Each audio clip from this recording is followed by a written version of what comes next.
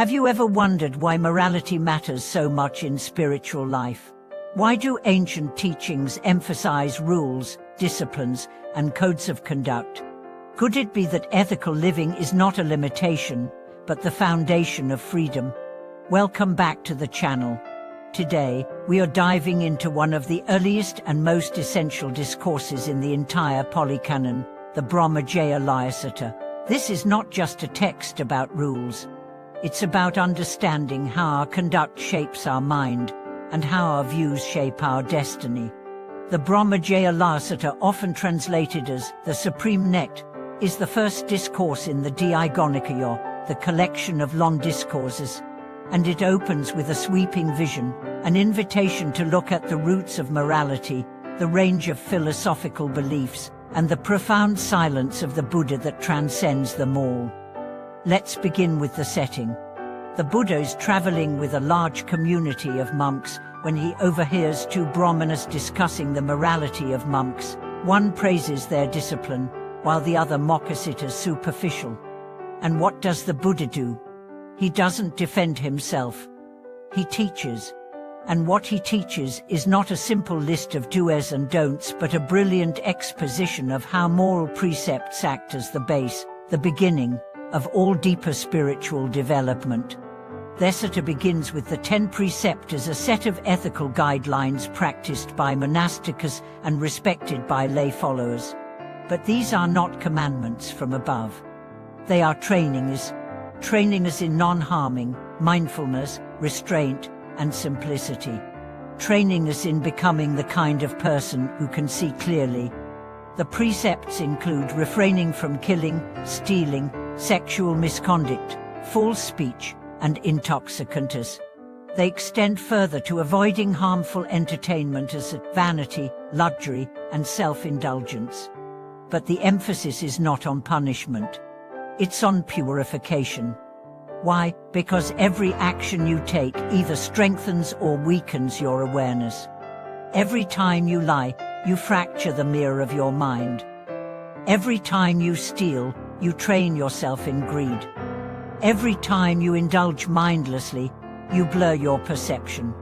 And so, by observing precepts, you're not becoming rigid, you're becoming free.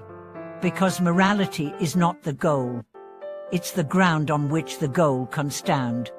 And here's where the Brahmajāla Sutta becomes truly fascinating. After describing these moral trainings, the Buddha moves into a vast survey of philosophical views.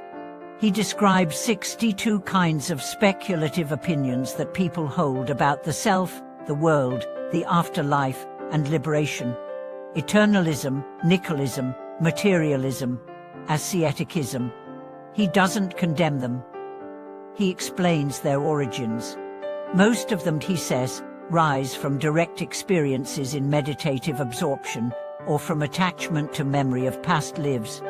But and this is key, he says, that all of these views, even the lofty ones, are still within the net. The net of views. The net that entangles the mind in identity, duality, and suffering. Only one who sees beyond views, who lets go even of the desire to define truth conceptually, can be called truly liberated. The Buddha says, this is not the highest Dharma. Even right views, when come to, become traps. What liberates is direct insight into the impermanent, unsatisfactory, and non-self nature of all phenomena. The Brahmajāla is not a net for catching fish. It is the net of ideas that catches the mind. And the Buddha teaches the way to cut through it. So why start with morality? Because a turbulent mind cannot see clearly. And an unethical life is a turbulent life.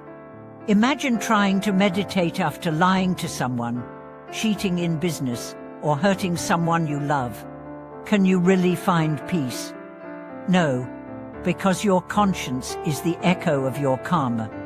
And so the Buddha lays out this path. First, purify your actions. Then, stabilize your mind. Then, examine reality. And finally, let go of even your conclusions. Let go not into nihilism, but into presence.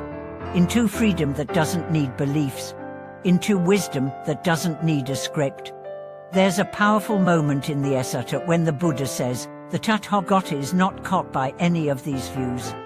That line has echoed through centuries, because it means the awakened one is not defined by belief. He is defined by clarity, by compassion, by freedom from grasping. That is the essence of this Sutta. You begin with rules, only to see that the rules are tools. You begin with beliefs, only to realize that beliefs are rafts. You row across the river and then leave the raft behind.